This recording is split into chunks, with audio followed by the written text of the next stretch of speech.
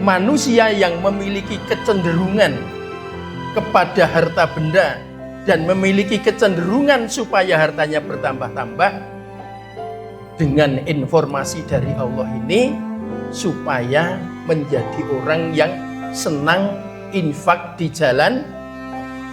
Dan kita sudah bisa membuktikan yang terjadi di dalam masyarakat. Orang yang melaksanakan infak di jalan Allah itu, baik secara material maupun spiritual, itu akan diberikan oleh Allah selama di dunia. Assalamualaikum warahmatullahi wabarakatuh.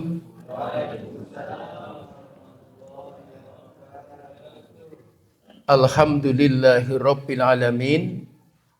Wassalatu wassalamu ala asyrafil anbiya'i wal mursalin wa ala alihi wa sahbihi ajma'in, amma ba'du.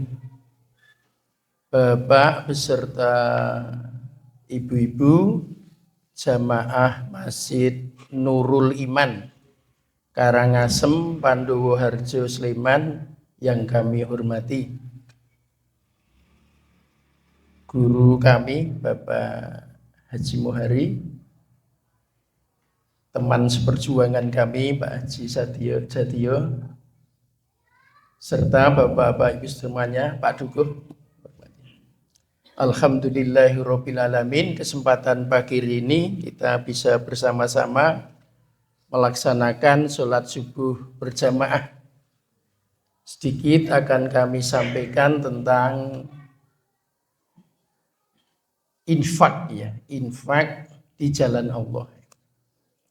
Sebagai pengantar begini, bahwa kita semua ini punya keyakinan besok akan, setelah dari dunia ini ada kiamat, itu kita akan dibangkitkan.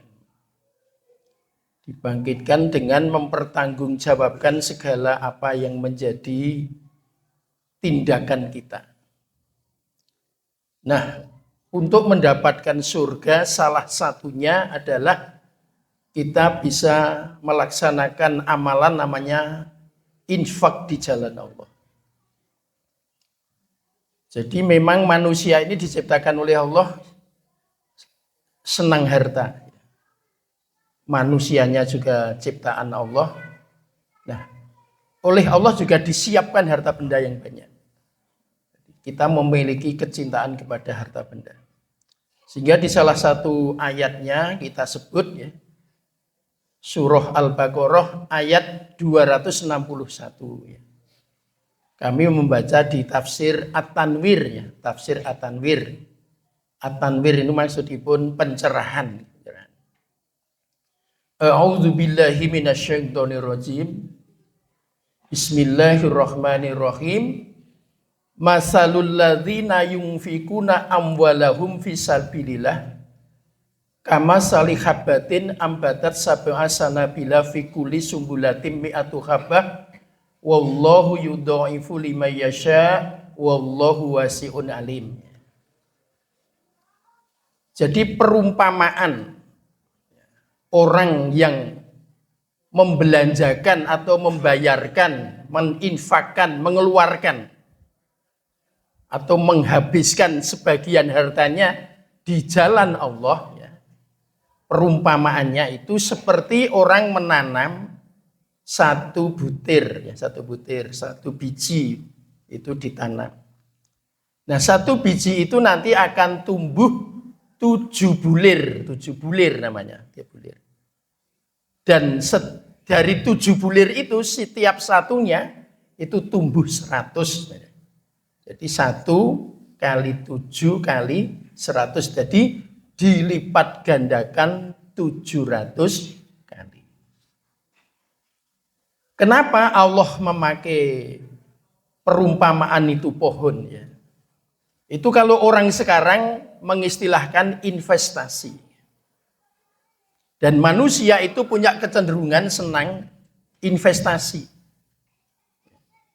Saya invest sekarang, saya invest sekian, punya harapan besok jadi sekian. Itu pada dasarnya manusia senang seperti itu.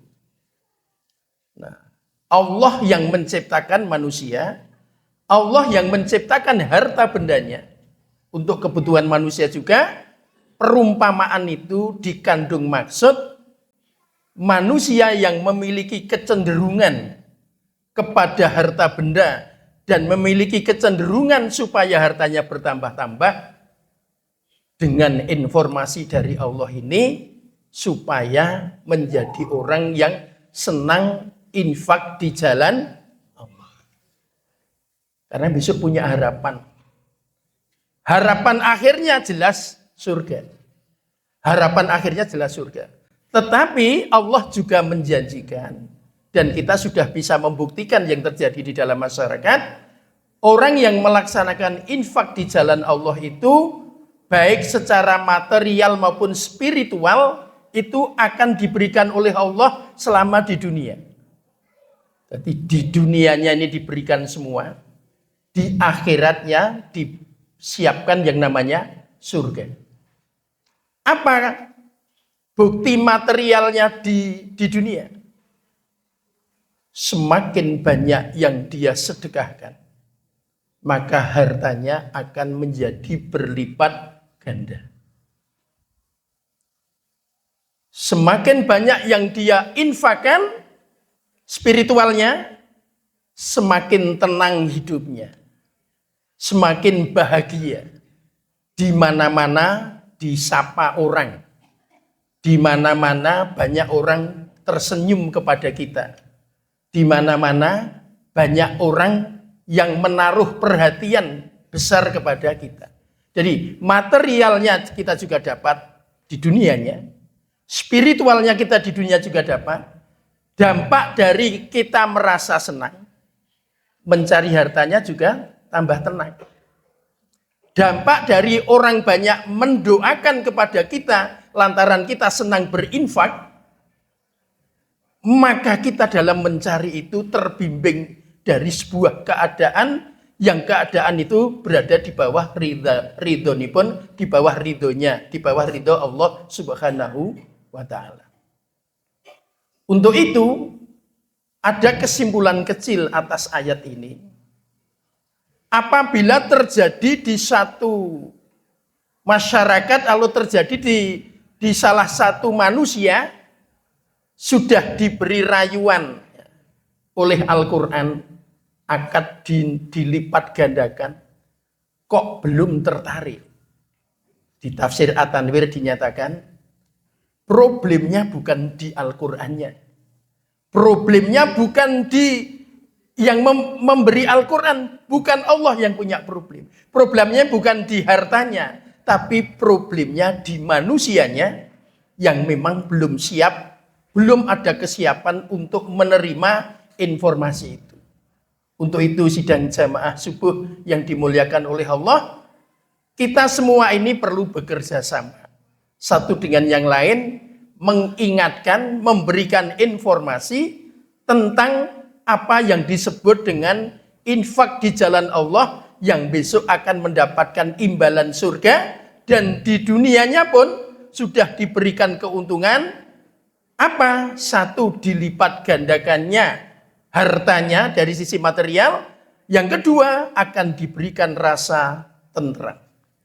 Dalam perjalanan Allah memberikan ketentraman, itu sebenarnya juga terjadi satu dengan yang lain itu menjadi saling membahagiakan.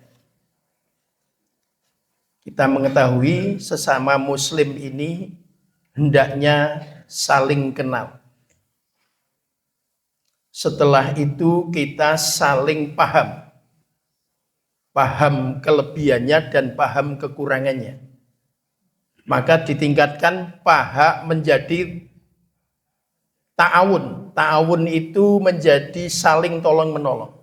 Jadi kalau diurutkan, ta'aruf saling kenal, tafahum saling paham, ta'awun saling tolong menolong, bahkan disempurnakan dengan takaful saling memberikan jaminan. Apa yang disebut dengan ta'aruf? Minimal kenal namanya. Jadi satu masjid itu kenal namanya. Ditingkatkan menjadi tafahum, faham.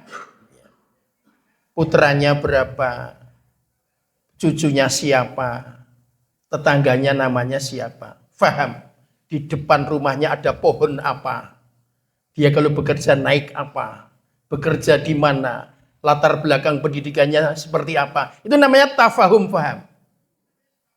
Lanjut, ta'awun. Kalau paham kekurangan dan kelebihannya, maka yang punya kelebihan menolong yang kekurangan. Yang kaya menolong yang miskin.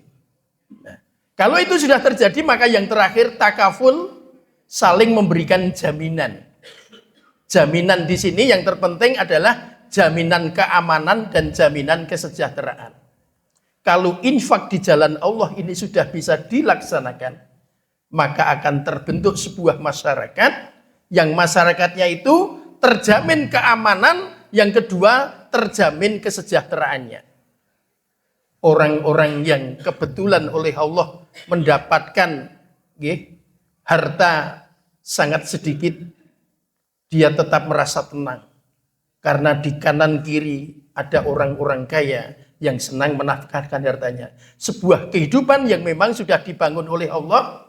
Maka apabila kita melaksanakan Al-Quranul Karim, ayat demi ayat, insya Allah lama-kelamaan kita akan mendapatkan suatu keadaan yang di zaman Nabi ketika membangun kota Madinah dengan satu sebutan baldatun thayyibatun warubun ghafur. Mudah-mudahan Karangasem dusun yang kita cintai ini bisa benar-benar selalu mendapatkan ridho dari Allah Subhanahu wa taala. Amin ya rabbal alamin. Ada kurang lebihnya mohon maaf. Assalamualaikum warahmatullahi wabarakatuh.